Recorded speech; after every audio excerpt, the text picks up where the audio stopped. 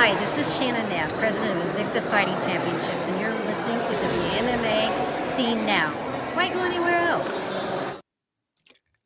All right. Welcome back to WMAC Now with your host, Chuck Stevenson, coming at you with the Invicta FC 59 full preview. That's right. We're going to be going over each and every fight at Invicta 59. It is topped off by the Bantamweight Championship between the current champ, Talita Bernardo. She's defending against fellow UFC veteran and former Invicta FC Flyweight champion, Jennifer Maia.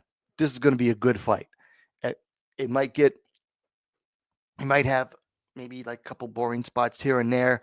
It might get slowed down a little bit, but man, the way Bernardo has been fighting lately, she has been on fire. She has been absolutely finishing opponents, and Maia is back, and she's looking to get gold in a second division. This is going to be exciting. I'm really looking forward to it. And you know what? We've got a pretty good card overall. So let's go ahead and get into it. So first up, we have a strawweight bout. Ashley Barrett taking on Fernanda Orellana. Barrett coming in off of her pro debut. Orellana coming in off of her Invicta debut. She's got one more fight than Barrett does. Should be a good one. From what I saw from both of them, they like to fight. They like to go hunt for the finish. So it should be pretty good. Looking at the stats on this one. So Smashley comes in at 1-0. Orellana coming in at 2-0. So both undefeated. Barrett made her pro debut about 3.5 months ago. Defeated Tatiana Salazar via TKO, ground and pound. Orellana coming in off her Invicta debut 2.5 months ago. Beat Megan Penning via decision. Before that, had her pro debut in Combate Global a little over a year ago. She won that one via submission. Look at the age on these two. These two are both still young fighters. 23 for Barrett, 21 for Orellana. Same height, 5'2", 157 centimeters. No reach on topology for Orellana. Barrett is 63 inches, 160 centimeters. Yeah, not a whole lot to go over on this one. I kind of lean towards Orellana. She's got that experience. I mean, even if it's only one more pro fight, that is still some cage time. I mean, one thing is, like, when you've gone to a decision, it's more cage time. Whereas Barrett, a lot of her wins, looks like most of her, even her amateur wins, are by finish, though. So she's looking to come out there and keep that finish streak going. So this should be a good one. After that, we have an Atomweight bout, and this might be the fight I'm most looking forward to on this card. We have Monique Adriane, who's been doing very well in Invicta. She's 2-0 under the promotion, 2-1 under the promotion. Then we have Ana Palacios, who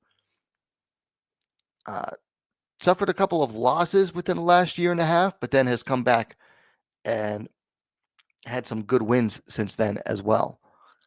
Should make for a good one, and Palacios is always dangerous, always looking for that finish. Very excited for this one. Brazil versus Mexico. Looking at the stats here, Adriane coming in at 6-2. Palacios coming in at 9-3-1.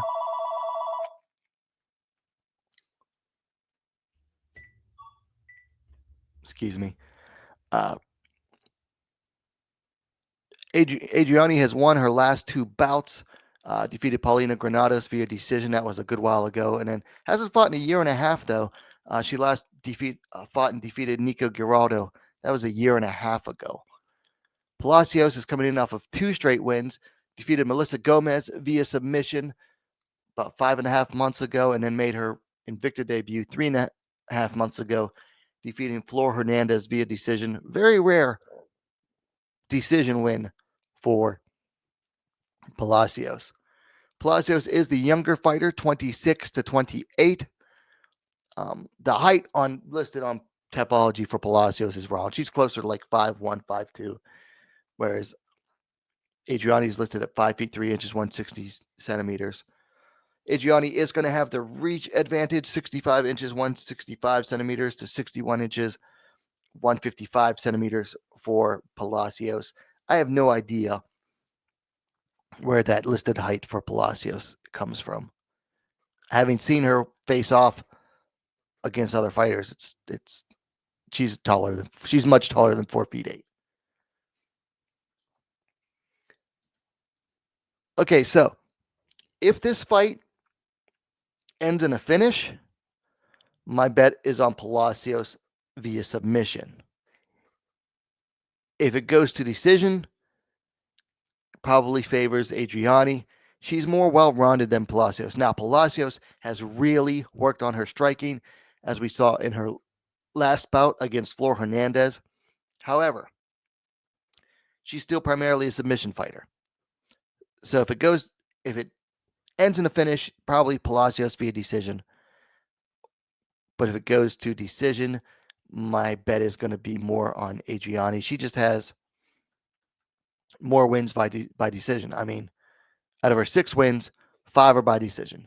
So she's used to going to the judges. She's used to stretching it out. But this should be a good fight. I'm really looking forward to it. I'm going to take Palacios to win it. Then we move up to Strawweight. Brazil on Brazilian crime. We have Valesca, Tina Black Machado taking on Yasmin Castanho. I believe this is Castanho's Invicta debut. She's an LFA veteran, whereas Valesca Machado, she's the former Strawweight champion. So she's no stranger to Invicta. I'm excited for it. Got LFA veteran versus versus Invicta veteran. Let's check it out. Tina Black coming in at 14-4. Monstrinha, much less experienced, 6-1. Let's see. Since losing the belt a year and 8 months ago to Danny McCormick, Machado has gone on to win, defeated Taylor Malden via KO. Really good KO, too, went viral. That was 9 months ago. Most recently, she came back to Invicta 3.5 months ago, defeated Yulia Ostrevakova via decision. Monstrinha has not fought in over a year and 2 months ago. She defeated Ruth Perêa via decision in LFA. I believe that was down in Brazil. Before that, she dropped a decision to Bruna Brazil, Bellator veteran. And that was 2.5 months ago. So she, in the past 2.5 years, she's had 2 fights. Castanho is the younger fighter, though, 28-29. She's slightly taller at 5'5", 165 centimeters to 5'4", 162 centimeters. Has the reach advantage as well, 65.5 inches, 166 centimeters to 63.5 inches, 161 centimeters for Machado. So if you were to tell me that this was I'm going to be honest here. I'm not a big fan of this matchmaking. I think they want to build Machado up to go on another title run here. I think if she wins this, she might end up facing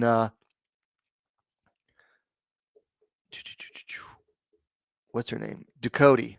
Because I believe the strawweight title is currently vacant. I'd have to check. Let me check that real quick. Go check InvictaFC.com.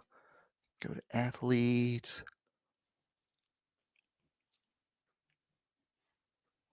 Yep. Looks like all but the Bantamweight and Atomweight championships are vacant. So the strawweight title is vacant. Emily Ducote just returned, picked up a big win in her last bout, and Machado is riding 2 fights here. I think they're setting Machado up for 3 straight wins, and then they're going to have Ducote versus Machado for the title. Castanho, where has she been? She almost never fights. It's like, wow. She'll take like a year off between fights. Going down her record, okay, she had what? 3 fights, 2 fights in 2018 when she made her debut, 3 fights in 2019, 1 fight in 2020, a fight in 2021, a fight in 2022, nothing until 2023 last year. She fought in September. And then she's fighting this year in December. So it looks like she has suffered from a lot of canceled fights that happen sometimes, but still, you got to be more active than that. I mean, she's been fighting since 2019. And she's taken on someone with way more experience than her and title experience. I just feel like this is a bit of a setup for Machado. And I hate to say that about Invicta because they're usually really good with matchmaking and at least trying to keep the fights even. But this go with Tina Black. If you're going to bet on this, and don't take betting advice from me, but if you're going to bet, I would bet on Machado. Then we move up to Flyweight. This is one I'm excited about. The Invicta debut of Alejandra Lara, a longtime Bellator veteran, taking on a fellow Bellator veteran. She only fought for him once, but Paula Christina, a.k.a. Paula Bittencourt. I feel like this has been a long time coming for Alejandra Lara. I mean, yeah, she was in Bellator for a long time. And then she more recently fought for Combate and then Budo Cento down in Mexico. But yeah, this really feels like a long time coming for Lara. And Bittencourt's no slouch either, so this should make for a fun one. Let's go ahead and take a look at the stats here. Lara coming in at 11-7. Bittencourt coming in at 6-3. Azul is riding 2 straight wins after losing 3 straight? 4 straight losses from April 2021 to February 2023. Lara had lost 4 straight. Since then, though, she's picked up a TKO win over Gisela Luna in Combate, and then picked up a decision win over Silvana Gomez Juarez. Picked up the Budo Cento flyweight title, if I remember correctly. That was 3.5 months ago. Paula Cristina made her Invicta debut 3.5 months ago.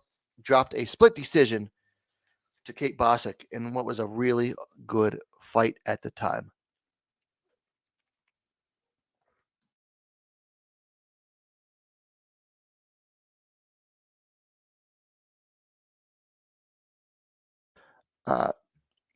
So continuing on with the stats here, Bittencourt is 1 year younger, 29-30, but Azul, she has the height and reach advantage. She stands 5 feet 7 inches, 169 centimeters to 5 feet 4 inches, 162 centimeters for Bittencourt, and has a 69-inch, 175 centimeter reach to 66 inches, 168 centimeters for Paula Cristina.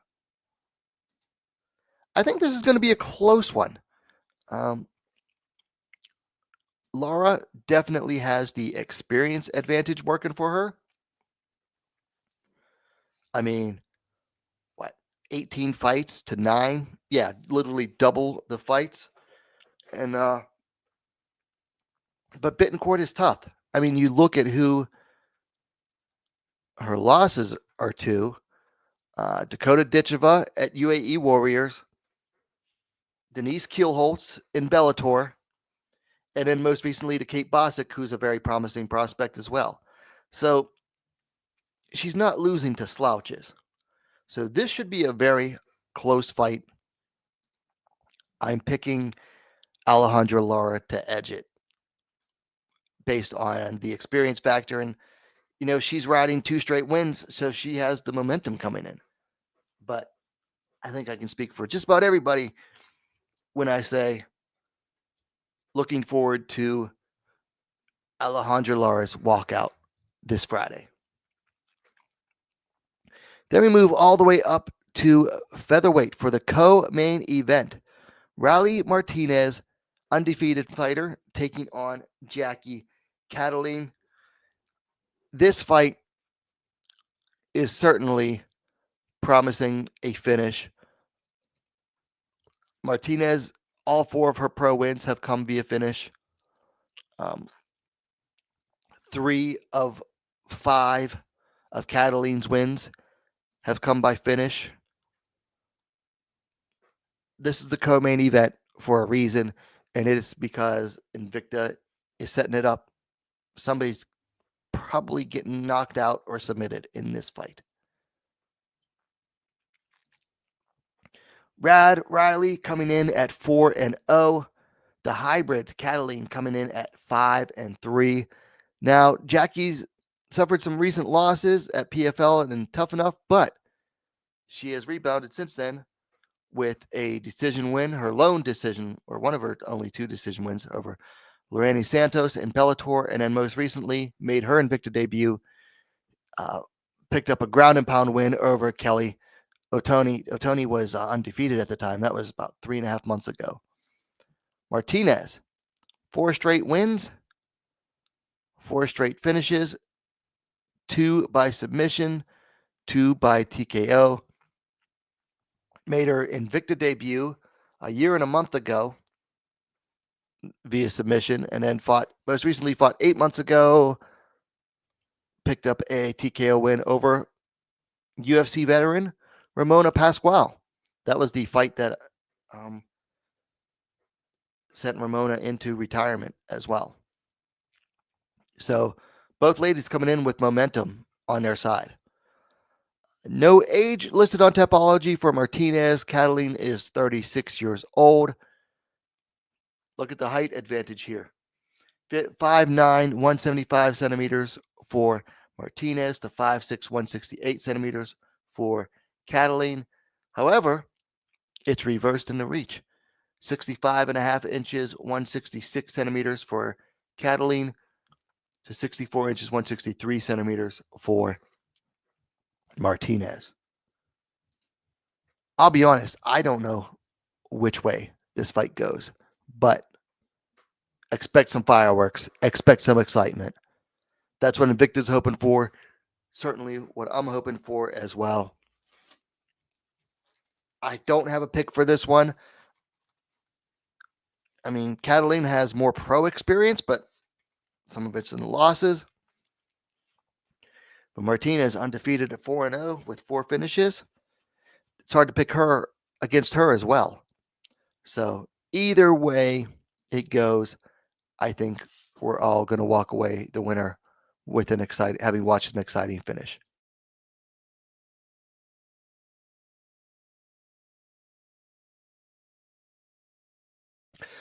So now we move on to the main event, the Bantamweight Championship. Talita Bernardo, the champ, defending against Jennifer Maia, the former Flyweight champ. This fight promises some action on the feet, and it definitely promises some action on the ground. Jennifer Maia, primarily a striker, but no slouch on the ground. Bernardo, her striking has gotten better since her time in the UFC, but she has always been very dangerous on the ground. And she's been a lot more active on the ground too, because I remember, like, even after the UFC at first, like when she fought Lucia Pudilova, just kind of like took her down and kind of cruised to a decision. But since then, she has been on mostly a finish streak. Out of her last 4 fights, the lone decision came against Tanisha Tennant, and Lord knows she was trying. She was working there. Like, she wasn't trying to get the decision in that one.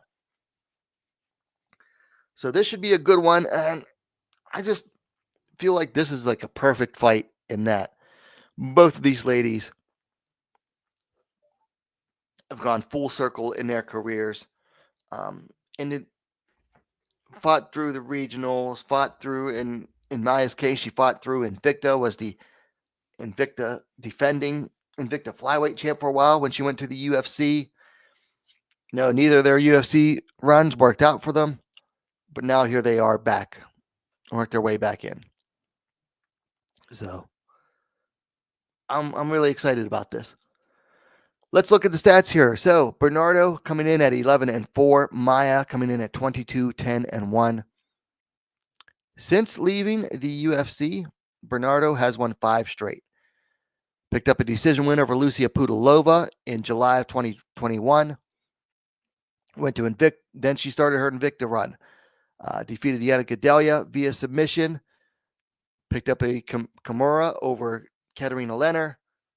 Challenged and defeated Tanisha Tennant for the Bantamweight belt. And then most recently,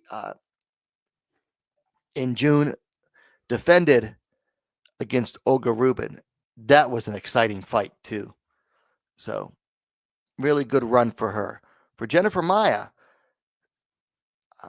if I remember right, her contract came to an end, and UFC just decided not to renew. I mean, she was coming off a single loss, preceded by 2 straight wins. And so I believe that it was more just her contract expired, and they just decided, we're not going to renew. So dropped a decision to Viviane Araújo a little over a year ago, back in October of 2023. And then just this year, picked up the decision win over Mayra Cantuaria at Invicta 56 back in August. And now that was her bantamweight debut, at least for Invicta. And now she's challenging for the title. Both fighters are, let's admit, they're on their own side of their 30s. So whatever they do now, every win counts. Like every win counts for them right now. Bernardo is 37. Maia is 36. So 1 year apart. See, they're the same height, 5'4", 163 centimeters. Bernardo's going to have the reach advantage, though. 68 inches, 173 centimeters to 64 inches, 163 centimeters. Now, here's the thing, though. I don't think that Bernardo's really going to take advantage of that reach too much, because she likes fighting on the ground. That's her game, is to be fighting on the ground. She wants to get Maia down. She wants to hunt for submissions. Maia, she's not afraid of fighting on the ground, but she's primarily the striker. I mean, she has 6 wins by submission, which is 3 more than she has by KO or TKO. But Maia is primarily known for her striking. And first fighter to take a round at flyweight off of Valentina Shevchenko. Although I think that was primarily on the ground too. So, now that gives me some pause. But, okay, I'm going to say it same way as I did the Atomweight bout on the card. If the fight ends in a finish, it's Bernardo via submission. If it goes to decision, it honestly could go either way, although that might end up favoring Maia. But if I were to bet my money, and I don't bet, but if I were to put money on it, I'd go via Bernardo. She just has so much momentum, and this is her weight class. It's her natural weight class. Maia just moved up to it. So between 5-fight win streak and fighting at her weight class where she fights best, I got to go with Talita Bernardo. So there you have it, the preview for Invicta FC number 59. Now, the card did lose a fight, according to Topology. I believe it was an atomweight bout between Giuliany Perêa and Natalie Salcedo. Fell through. Salcedo was not medically cleared, so we'll have to see what's going on there. But overall, we're still getting 6 good bouts with a really good title bout at the end. Let me know your thoughts on it in the comments down below. Hit that like button, and while you're at it, go and subscribe to WMMA Now, the best, most complete women's mixed martial arts dedicated platform on YouTube. Thanks for watching. We'll see you next time.